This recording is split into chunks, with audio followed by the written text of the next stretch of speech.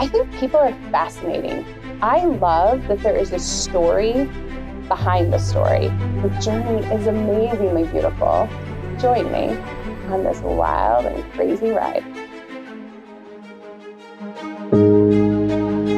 Today, meet Tracy. She grew up the oldest of 3 girls.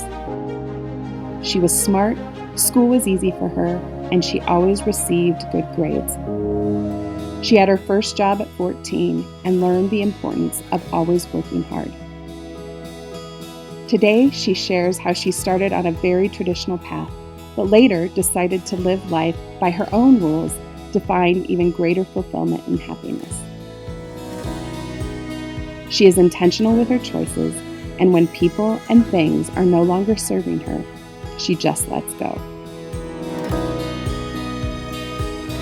Of course, her life is filled with ups and downs, but she is willing to make the hard choices, and she knows she has to be willing to change when necessary to ultimately land where she wants to go. One thing is for sure, when you spend even 2 minutes with this highly successful and spirited lady, you better buckle up, because an exciting and insightful conversation is sure to ensue.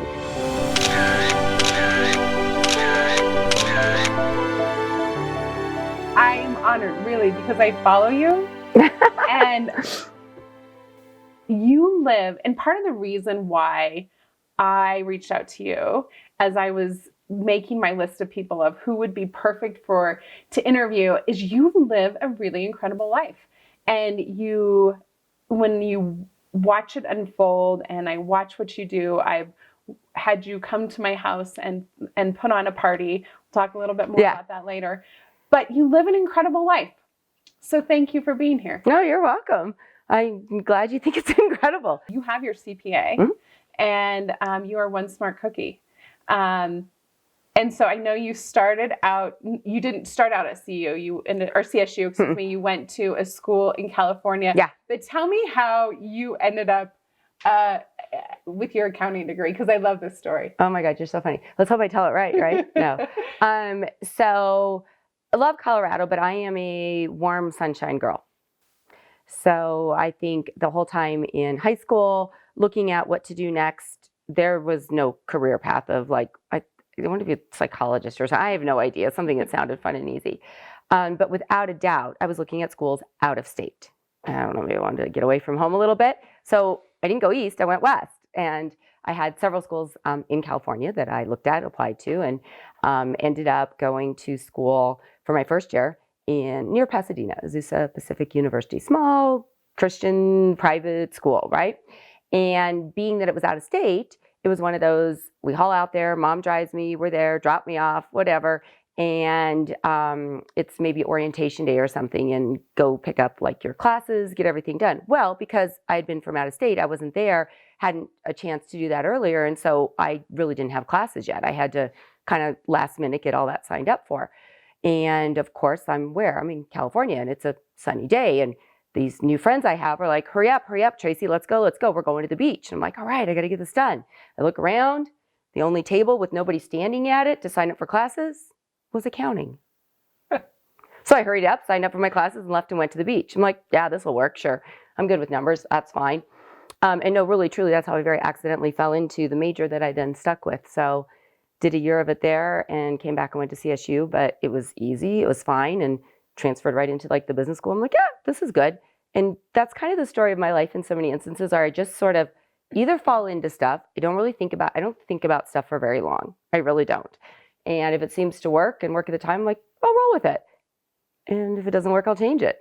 So 4 years later, graduate, CPA, public account. That's where, yeah.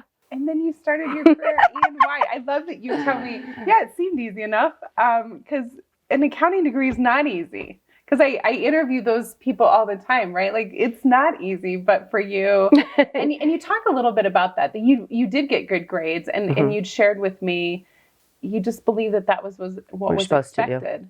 And so you just did it. I think that is what, as I look back, because you don't know when you're in it, whether it was going through school, and whether it was instilled from my family, my parents, my surroundings. I definitely lived in, the narrow line, the bubble. I didn't always look outside of it. So if you were told you should get straight A's, you just did it. If you were told to go to class, though there was plenty of rebellious moments in my life, I will say that.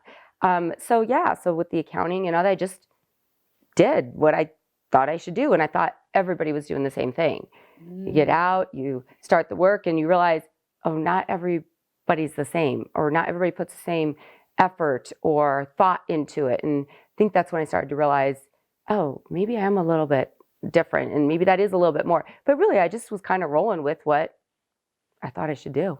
What do you wish you would have known at 18? I wish I would have known that this whole thing called personal development was out there.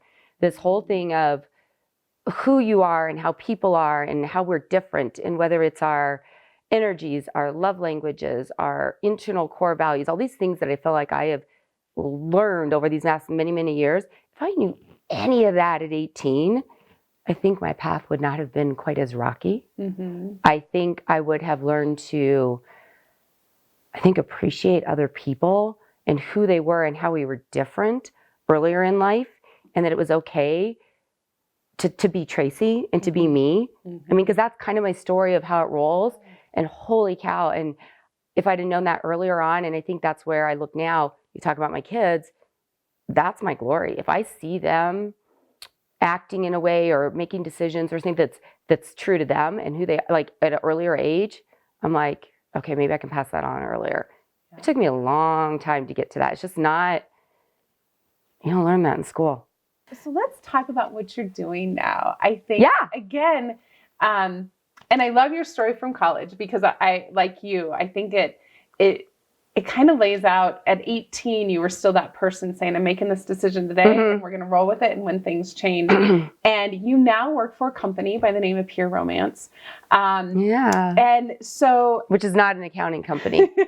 not an accounting company. Nope. Not your grandmother's accounting company. It's not. So how do you explain Pure Romance to people who don't know what it is? Sure. And of course, you get asked that all the time. What's the number one thing people ask you? Like, what do you do? What do you do? Right? Yeah. And so I'll always say, oh, I love my job. It's great. Like, I own my own business. It's fun. But, and I'll say, have you heard of Pure Romance? And most people are like, no, or what is that? And super simple. I mean, really, Brenda, what I'll say is, we offer or provide really fun parties for ladies. Yes. Featuring bath, beauty, romantic, sensual items. Yeah. Yep. It's a really fun time to get your girlfriends together and have what I call a super fun, sexy shopping experience. Mm-hmm. I think, much like personal development, back in our day and age, sex was something you did not talk about. I was raised Catholic, so it was something that you certainly didn't talk about. You didn't think about it, and you flat out just didn't do it. Which I think leads to questions about the body, questions about so many things. And what I can say is, having my girlfriends in the house for one of your parties, one, it's super classy. Everything about it is so well done. And I walked away learning things that I didn't know. Good, yay! I don't know if I'm supposed to admit that on camera, but I think it's such an educational opportunity as well for women, and making some of the conversation a little bit okay. And I think that there's a lot to be said for that. And again, done in such a classy, professional way that, yes, there's lots of fun and laughter that happens in the room. But at the same time, I think it's something you should really be proud of. So, but why that, I agree. right? So we've all been approached. Pure Romance is, as we were just discussing, a network marketing opportunity, direct sales opportunity. You sell a product, you take it directly from the warehouse, directly to the consumer. And we've all been approached by some type of company like that, whether that be a Mary Kay or a candle party back in the day, oils. There's all different types of these types of companies. So why Pure Romance? And here we go again. I think it was just there, and I said, sure. So let's see. Somewhere back in the day, in the midst of a number of things going on, I sort of took a little break from that CPA accounting hardcore kind of stuff. I'll say I took a leave of absence from my job. I quit. Okay. Yeah. And as you know this, I had a tanning salon. So did you go directly from your public accounting role to own a tanning salon? It was everything overlapped. So Okay. I bought the tanning salon one day on the way to work or coming home from work because I would stop and tan there. And I thought I could do the job better. And you'll hear this twice now. I just realized that. And I think they were like going, I go, well, okay, I'll buy it. Who does this? I have a full-time job. I literally bought it a week later and I was like, I should probably find somebody to run this because I have to go to work, right? Yeah, this is okay. And I had that for many, many years. And I know that's how we met. So there are business cards sitting there on the counter being advertised at your tanning salon. Yeah. And so literally in the moment she asked me, she goes back to tan, which is like, 15 minutes of time, right? And I'm like, I'm kind of curious. What is this? So I'm like, jump on my little computer and I check it out. And remember this, my background, like I got the numbers thing. I'm a numbers girl, right? And so I just looked at it and I go, oh, we can make some money on that. Or, wow, what's it cost to sign up? So she comes out and I'm like, could you tell me a little more? Like, I'm sort of curious here. And literally her words, Brenda, I won't forget. She's like, hey, I've got a party Thursday night in Broomfield, like down the street, right? Do you want to go watch what I do? And I was like, yeah, I do. Okay. So I show up to this house with a bunch of girls, like a lot, 7:00 on a Thursday night, whatever it was. Sat there, watched her do her thing. And back in the day then, it was like it was hours. Like maybe they took a break, we were talking about everything. And I was taking some notes and I'm checking this out. I'm like, this is kind of cool. I like this. And seriously, like halfway through, I could do this. And so literally Friday morning, I call her. I signed up Friday morning. Boom. It's there. And that's just kind of how it landed in my lap, sort of. So let me clarify. So CPA, yeah, you decide to buy this tanning salon one day when you're tanning there. How long do you do both those jobs at the same time? That overlapped for several years. And then I kind of took that break and had just the salon for maybe a year-ish time, then started the pure romance type stuff that, again, part-time with that, and that kind of built up, which was really, for me at the time, a really good avenue because I've got clients. I've got people just coming in, ladies that I'm talking to constantly that are wanting to do this new thing I'm doing. And so I kind of side hustled that for quite a while, for several years. Again, makes you so smart. So now, not smart, just maybe a little crazy. You are now the title of executive director. So tell me what that means. And it's kind of funny because even with our business, like when I watch this a few years down the road, the titles could possibly change. Mm-hmm. But within our company, your titles are really driven or earned or achieved, I guess you should say, by the size of your team. Mm-hmm. Or the people that you bring into the business, and a few other qualifications in terms of how you're performing on a monthly basis, the sales that your team is making. And that's a fairly common thing in a network marketing, direct sales kind of a model. Okay. And titles can fluctuate. I think we have maybe 10 different titles right now, just kind of varies. Mm-hmm. And then, so title kind of drives by that. And so what does that mean? Because I think it means you get to do different things with the corporation. The title itself actually probably drives more of what my paycheck looks like and what I can earn. Okay. Probably one of the other things, and I know we've talked about this, but I do sit on our senior board of directors. Mm-hmm. So that is an earned position, not necessarily related to my title, but somewhat. Okay. That one probably would open the door for doing some more things like some trips and being a part of the company that really helps drive where we're going. Mm-hmm. And move it forward. I mean, it's a small group when you look at it relative to how many are in the entire company. But you're pretty hands-on and you're involved with, is this going to work, not work? And so what do we work on? Did they come to get you, or did you go get them? Did you go say, I want to be a board of directors? It's their qualifications. So they put the qualifications out. And if you achieve those qualifications, then you can serve on that for the following year. Oh, so I have to qualify every single year and decide if that's where I want to be. And you hold the company at a level like you think of a board, right? A board is the representation and the reasoning and for a company to continue to last. And so I act at a different level. I have a higher level of integrity. I represent the company as well as my own business. It's pretty cool. That to me is a great honor. It's a good honor. It's neat to have that. So Last year, your team, and correct me if I'm wrong, did 1.5 million. A little bit over that, but yeah. A little over. Ish. Okay, so We can round. Yeah, I like it. So, and then the year before that, did you hit $1 million? Was that the year? It was a couple years ago that we hit $1 million. Yeah. When you hit 1 million, your team hit 1 million. What did you buy for yourself? And I love it because hitting $1 million in a network marketing, it's a milestone. It always has been. And it takes a lot to that because that's you working with a group of people, not just you. Like, right. I can go perform how I want, but this is getting other people to, that are volunteers to do their thing, right? So it's funny that you asked me that because I honestly didn't go buy something, but my children bought me what I was going to buy and what I wanted. And it was a Christmas present for me. And if anybody ever checks out a little bit about me, you'll kind of know that I like shoes. I love shoes. So they bought me a pair of red bottoms, a pair of Christian Louboutin, which the price tag on those are a lot more than 2 teenage children should spend. I'm pretty sure we might have helped out with a little bit of that, but yep. So I have to this day my pair from that was the pair of shoes that I wanted for a while. That there was no way I was going to just go run out and get that. I could have, but no, it was my reward for hitting that. But to have kids who are so invested in your success as well.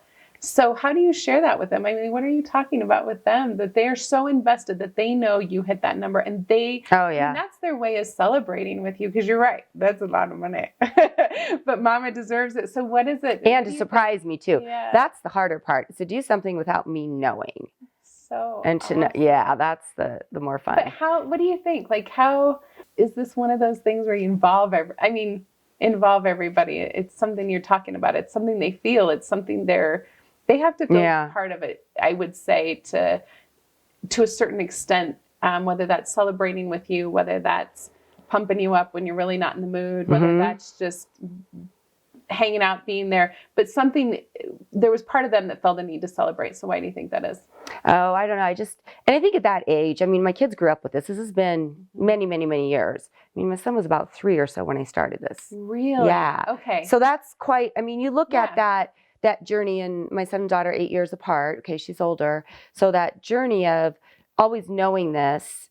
And I think more than anything, not so much, Brenda, just the product line or something that some people may think is a little taboo or not, when really it's absolutely not. But mom runs a business. Mom is out working in the evenings when other moms are maybe home with their kids. It's a different picture, but then yet mom can come help me bring me lunch money when I forgot it, or do this in the middle of the day, run, drop, do whatever that may be. So I think they've always been such an integral part of my entire journey that it was just a natural thing to celebrate with me. They know where I'm at with stuff because they know what I was doing and they know what I would work. They would see the girls come over for the meetings at my house. And it was just an everyday part of life. You talk about you have coaches, you have children, you love to travel, you love beautiful things. From the day you were born, you watched your father be an incredibly hard worker. You are a hard worker. You tackle things, but what's the driving force? Yeah. And I think that's something, we always reflect back how we grew up, how that affects us, which and my dad did 2 things for me. I either drove into that hardcore, the hard work, or I went the pure opposite because you're no way, right? And I've got stories on both. I'm very highly intentional about whatever goes on in my life. So what drives me is probably staying in line with what I set out to do. I keep my eye on the prize to some degree, but I think it's how I live my life. It's what makes it work for me. I wake up every day, I feel good. I'm just happy. I'm what I call balanced for what that is for me. So my drivers can be definitely a push, a goal.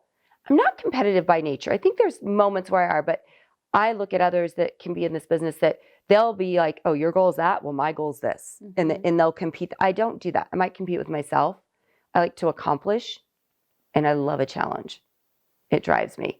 So is it winning in your own way, or is it making money? Is it being able to travel? Is it retiring early? What is that for you? Is it showing. Not retiring early, because I don't think that'll ever happen. I don't know what that word means. Yeah, what is that? I wouldn't know what to do with myself. You'll be the 90-year-old still.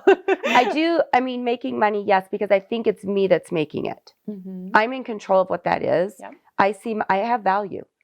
Yep. I mean, if my hourly rate my value is $837 per hour, then I'm not going to waste time doing something else, because that's the value I put on myself. Mm-hmm. So the driver is definitely check it off the list, accomplished. But I think I've switched a lot from, over the years, checking off my list to seeing others' lists being checked off. Mm-hmm. When I know you feel good about where you are and what your business is doing, and I've helped you, and I know I'm a little tiny piece of something like that, it makes me want to go chat with the next few people and see them become happy too, because I'm already there. Yeah. And sometimes it's funny because I don't always know what drives me. Sometimes it's something new. Sometimes it's a big challenge. I'll set the bar much higher than what maybe I even hit. And then I love when I hit it. That's good. Yeah. So satisfaction of that. Mm-hmm. Yeah, I don't know. You don't know how to live any other way. I don't. What was maybe at one time impossible or could have just never seen, it's my everyday norm. Yeah. I just do it. I just roll with it. So do you feel successful? Yeah. Why? I like that question. It's good. I think I've felt successful for a very long time. Mm-hmm. And I don't define success as maybe some do on how much money's in the bank, what kind of car do you drive, which that's the thing I don't care anything about. I'll put money somewhere else. That's never been my thing, which is so funny. I think I feel successful because I do the things that I say I'm going to do, and they work for me and they make me happy. I think success to me is I get up the next day and I want to do it again. I'm in a good place. It's not just what I produce. It's maybe who I've become or who I am. It's just an ultra positive feeling. When you've talked about, because and it goes back to this whole idea of I want to interview you because everything I see is you living life on your own terms. And you, as I mentioned that to you today, you defined it differently. Do you remember what you said to me? I did. So yeah, on my own terms. And I think that's funny because there was a time in my life where it was Tracy's way. Yeah, right there. That's it. But then I learned what that became was the reason I was doing that. And as I learned more about myself, like I said, all that I wish I'd known at 18, it was really living true to me. Mm-hmm. The skin that I'm in, I'm really comfortable in it. Yeah. And it's different than yours or someone else's. And to not ever worry about being judged or living up to someone else's expectations or what everybody thinks I should do. And I had plenty of that. So it's kind of the truth, which one, you have to know what the truth is to yourself. Yeah. And most people don't. Wow, do I see that? And they know parts and pieces. Being confident in being able to do that and not worrying that I might be running late for something, but my hair looks good because it's just what it, and that's my true nature. I mean, to live to my true nature. And I think that's where I feel successful because it's what I set for myself and not in a cocky sense. Oh, me. No, but in a very comfortable, confident. I believe you. It works. I believe you because I don't think you can be somebody else and reach the kind of success that you've reached. I think you're right. The people who really rise to the top, it's because they found their passion and I think they are living who they're meant to be and not trying to be somebody else. I think so. I believe you. And I would say yes. I agree. Yay! Absolute best career moment. Wow. Well, what absolute best career? I have no idea. You want to know why I have no idea, Brenda? Because I don't think about yesterday. I'm always thinking about tomorrow. So it's going to be right now, my near future, the day that 100th person joins my team and signs up. I'm going to go with that. I don't know. From the sky. I mean, hitting the $1 million was huge because it is such a milestone. But there's a lot of memorable career moments. There are turning points. There have been, like what comes to my mind is times that would have made a person quit or stop or give up. And instead I rose because I took that moment, and there was more than one without a doubt, and I turned it into the most amazing opportunity ever. Those are the ones that I remember. And those were probably not always planned out. But just to embrace, I mean, I believe this universe gives us what we're supposed to have, or we attract it. Yeah. And when that comes to you, doing with it and handling it. So, I mean, I don't have like a special, I mean, there's been awards, there's cool, there's a call one time, like you made the Silver Star cord, and but I don't always think of just my accomplishments and what that is. So, I mean, I guess they're out there, but I'm not the trophy case girl. I just keep trying to move forward, do better, and do a little bit more. Love it. So let's go the other direction. I think you are out there, and I would imagine that a lot of people watch your journey and think, wow, she's amazing and she's great. And you are all those things. But as you mentioned, there's a lot of things that get us to the place that we need to be. And not all of them are the pretty stuff. True. So I want to read a quote from your website. Okay. Because I was watching. I was stalking. So in my maybe I have to change my website. Hold on. What are you going to read? That's right. So it says, Tracy's journey over the last decade has not been a walk in the park. It says you have endured curveballs that life throws at us, including divorce, bankruptcy, infidelity, repossession, death, and even being let go from a job with only 24-hour notice.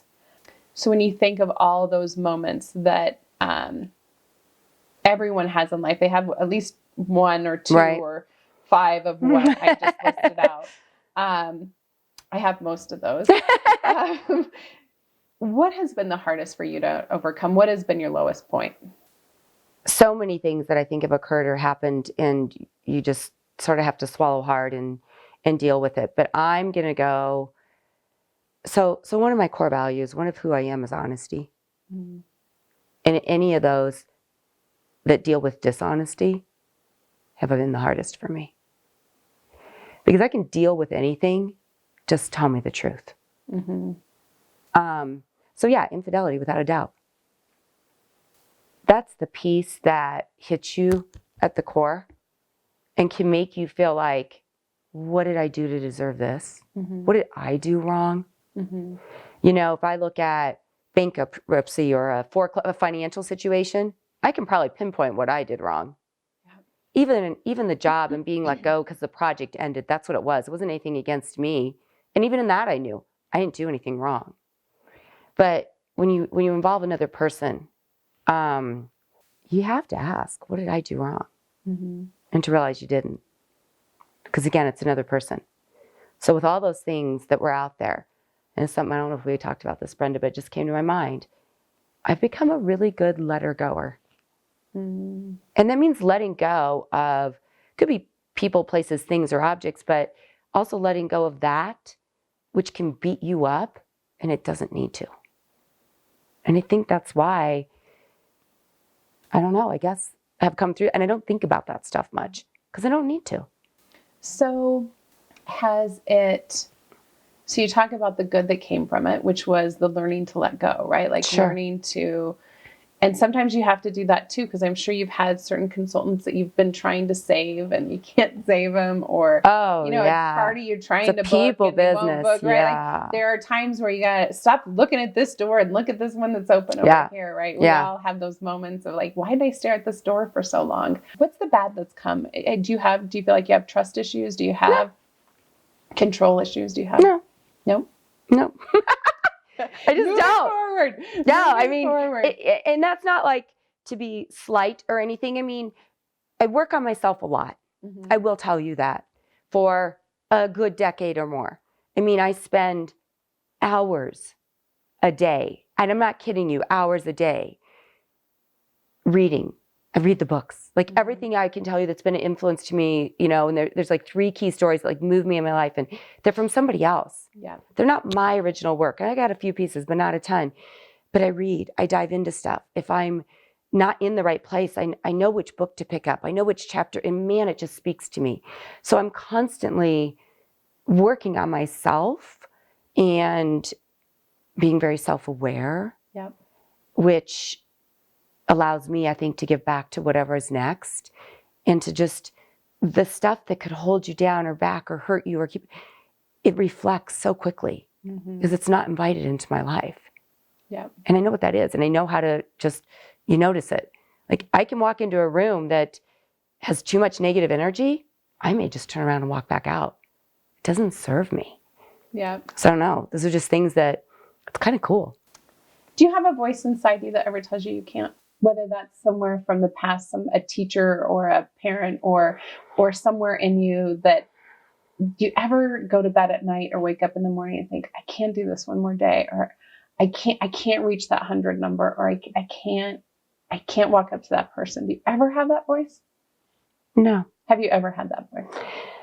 Oh, I'm sure. I think the voice that I had, Brenda, it's not so much, no, I don't think I've ever had you can't do this voice.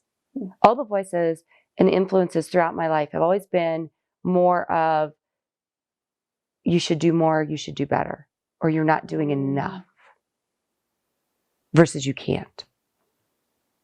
So do you Which I think is just as impacting. Mm-hmm. So do you feel tired? Yeah, sometimes. Yeah. And I don't like when I feel tired. Mm-hmm. I try to change that. And I think women can relate to this. It's that superwoman, whether it's the super mom. And that was one of my relationships. Like I could do it all or hire somebody to do the pieces I can't. But I could do the 3 or 4 jobs at once. I could do the kids. But that's chaos. That's a life that doesn't work. And that was a turning point for me. That's when I start the books, the success principles, the listening to the love languages. That was another book turning in my career. Seeing things that, no, wait a minute. I don't have to do or be everything. Hold on. Be who Tracy's supposed to be. Be the best. And wow, watch everything else work. We talk about possibly getting too tired. You talk about getting super focused, letting go. Talk to me about your pink paper. I was saying Post-its, but the pink paper. So tell me about that. So I'm a Sharpie marker, pink paper kind of girl. And it's so funny because when people come to my house or whatever, they go, oh, she really does do this. Like they see it taped with packing tape. Like it's not decorative at all, okay? So it'd be like pink Just right there. getting it done. And there are some Post-its too. So several years ago, and this is something that is a Tracy thing. It wasn't anything I read in a book. It wasn't anything that I saw somebody else do, but it was maybe an accumulation of things. And I like color. I like brightness, right? So got all kinds of color paper, and I get my pink paper and I take my Sharpie. And there was 2 things that came out of this. There's 2 papers. And one of them, it says priorities. And so I've done this every year now. So it's December, 1st of January, and I write priorities. And it's kind of for the next year. What are my priorities in my life? Not goals, because that's different. 5, maybe 6 things go on that paper. I probably have to scratch it off, redo it once or twice until it lands, but it's good. And then the other one is things that I want. So maybe what money can buy, material things that I've waited for. Like, do I want a new car? Do I want a Tiffany necklace? Do I need a new grill? Do I want to get my teeth fixed? Whatever it could be. It could be anything, right? And they're about that year-long thing. And so here's what happens. The thought process that goes into that, Brenda, is highly intentional. The priorities especially. And I teach this and I share this because it will change your life. You do this at a moment in time when nothing is influencing you, when your mind is clear, when you can see your future for the year right there and nothing's bombarding you. And so the order is important. So if this priority number 1 is finish my mobile boutique and, the money and the design of that, and maybe number 2 below that was to be debt free. And they both could be financial as well as time. It's always, we have 2 resources, finances and money, right? It's money and time. And so, wow, I look at this and I'm like, I need to finish this project. Should I put it on a credit card or not? Do I do it? Do I get it? And you get this, and this is where people stop. You get the, do I do it? Do I not? I feel guilty. I shouldn't have spent. Oh, I should get that done. And we constantly go round and round and then we move nowhere. But if I look at my list, which is taped on the back of my bedroom door, which means I see it the first thing I wake up, and when I go to bed, it's the last thing I see. And I look at this, I go, no, wait, my intention was to finish this project that's going to take some finances. My second was to pay off maybe the debt. So no, I'm going to throw it on a credit card and I'm going to finish this project because it also makes me more money and now I can pay off that debt. And I don't ever have to even think about it. I just know the answer because I sat with a clear mind, with full intention, and I said, this is what's going to move me forward. And that's just one example because we always battle. Should I go to my kid's 14th softball game for the week? Or should I go to this business meeting? It's not just every moment I'm making those decisions, but I make them at a point in time that I can look at them for, say, the whole year. Yep. And it'll blow your mind what happens by the end of the year. So when are the moments that you have to be brave? So you say you don't have the can't voice.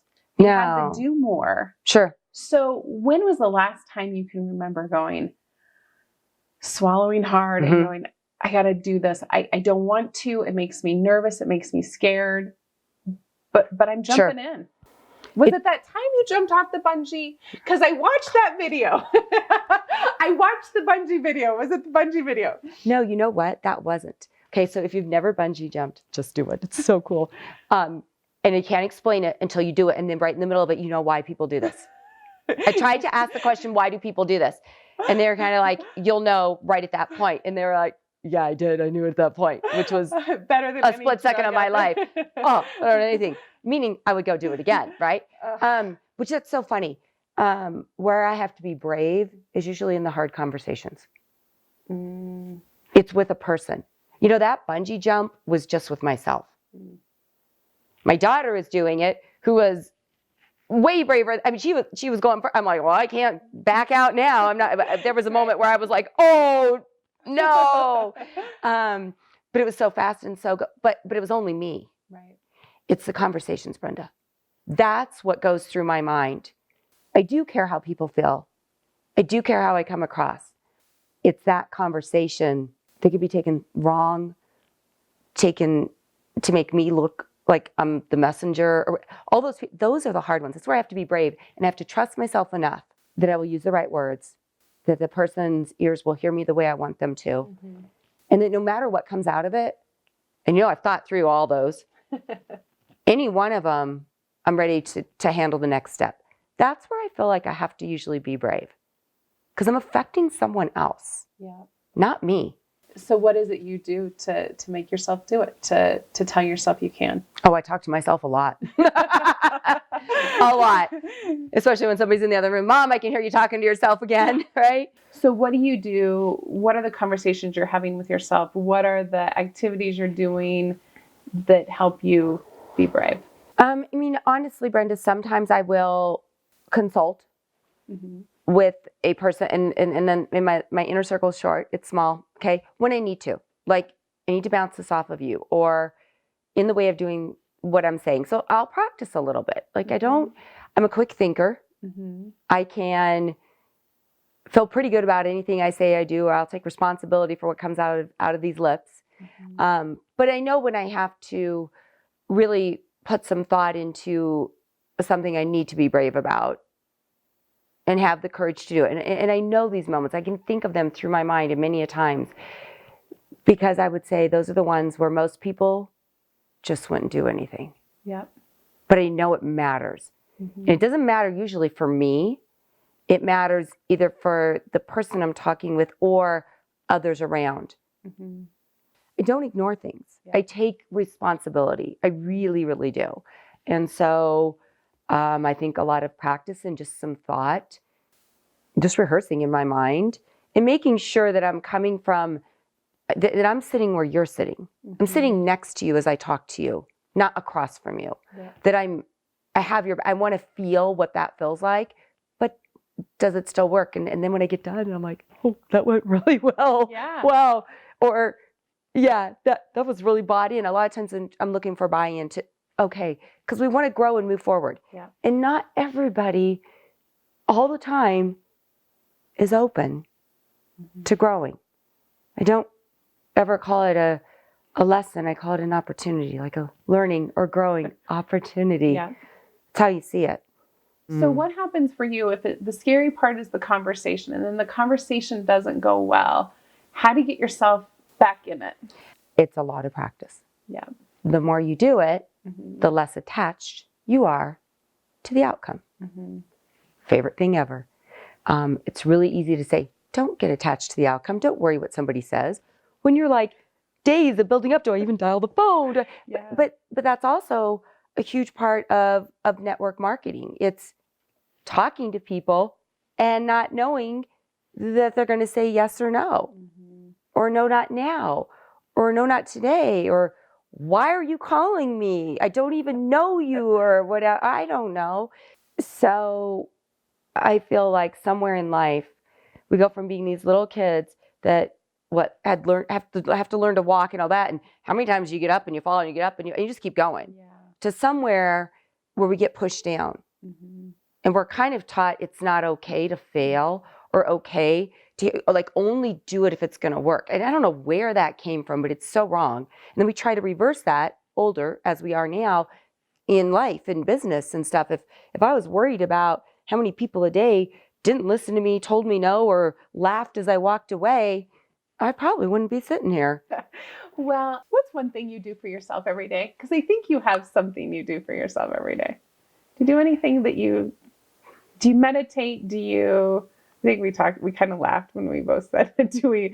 Maybe it was yoga. So no, yoga is not every day. That's something why, that's that was the thing we no, laughed they're about. definitely, no, Brenda, yeah, absolutely. No, I'm very focused on me. Mm-hmm. Like we could kind of laugh here, like, yeah, my life's about me. But if I feel good, everything else works. Yeah. I really like to get up when I want. 8.5 is my number. That's how many hours of sleep I like and get. Mm-hmm. And people are like, whoa. And even when I'm like going crazy, yeah. So I do love my mornings to be the way I want them to be. They're calm. I like my quiet. You talked about quiet earlier. I have quiet every day. I mean, I can drive in the car and it's just quiet. There's enough noise around me all the time. I'm noisy. So quiet is good. So I love that. I do work out probably almost every day, whether it's yoga or in the gym. And that to me is such a mind and body release. It's huge. So exercise is huge.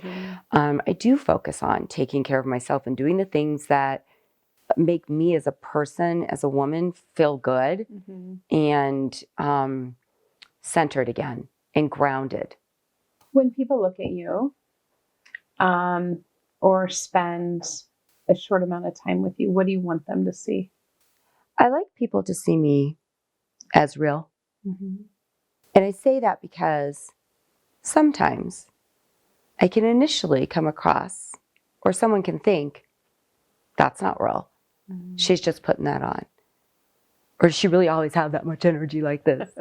Or is she really always that happy? Or bouncing off the walls? Or is she really always that just okay with things? And the answer is, yeah, I am. Because deep down, I really am real. I love people to walk away with a little more vitality than they had before, and to feel energized. I'm all about energy. I love it. Yeah. Because energy, it gives you time. It gives you everything. It just, makes everything that's not good just bounce away. So, and I like people to see me or know that I definitely am comfortable in my own skin, that I'm confident in who I am and what I do. And it works, and it's okay to be that way. Yes. If you weren't doing this, if you weren't running your own business, what would you be doing? Running my own business. I would one form or another. I would have something. I mean, I have a crazy creative gene in me, so I would create something. I do that too often. I will come up with ideas and creativity. I've been known to be in a room and I go, did you write that down? Did somebody write that down? Because I'm going to forget what it was. That was a good idea. Somebody should write that down and take it. I don't know exactly what that would be. But I'm sure it would be something similar. But Brenda, I'm not employable. I can't work for somebody else. I can't follow those rules. I sort of make up my own. I'm an Aquarius. It's just how we do it.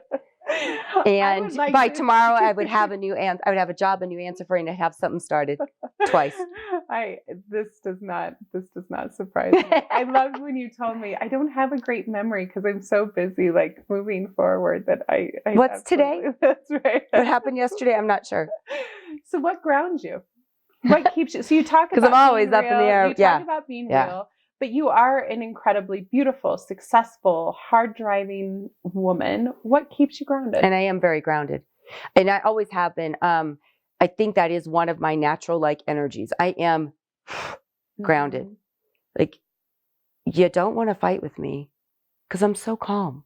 Like, everyone gets emotional and worked up, and I just stay real grounded at all kinds of times.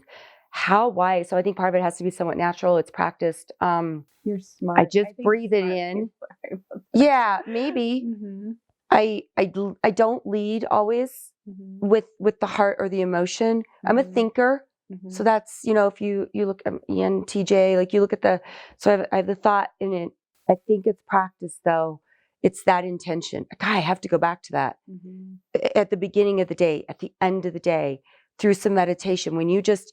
When you're constantly intentional, and I'm like, I want to just stand up right now and just be grounded. And then all of a sudden you go on to everything else and it works. And when I'm not grounded, I literally have done 20 things in 5 seconds and nothing got done. And sometimes and there's too much. You know what I do? I just walk away. I go put on something different. Go make a cup of tea. I take a moment or two to just do something totally different and then come back to what's there, to walk into something with a clear mind. Mhm. So it is that. It's these, and so just grab yourself together and know what you're walking into. Take a moment, breathe, get it. That's probably what keeps me grounded. I'll Mhm. pause. I pause when I need to pause. What makes you vulnerable? Doing this kind of stuff. What are you? What's she gonna ask me? I hope you don't mind me sharing this, but it No. actually shocked me yesterday when I texted you and I said, "Hey, we're all set for tomorrow. Are you good?" And you said, "I'm a little nervous." It shocked me. Mhm. Are you really felt nervous? I was thoughtful and maybe I'm always can be a little bit nervous about something because I want to make sure I'm doing what I know I need to be doing. Mm-hmm. I don't know if nervous is even the right word or not, but I was thinking about it versus walking in blind. Yeah. I do think about things like, because I want to be done good with it and I don't want to go back and do it again.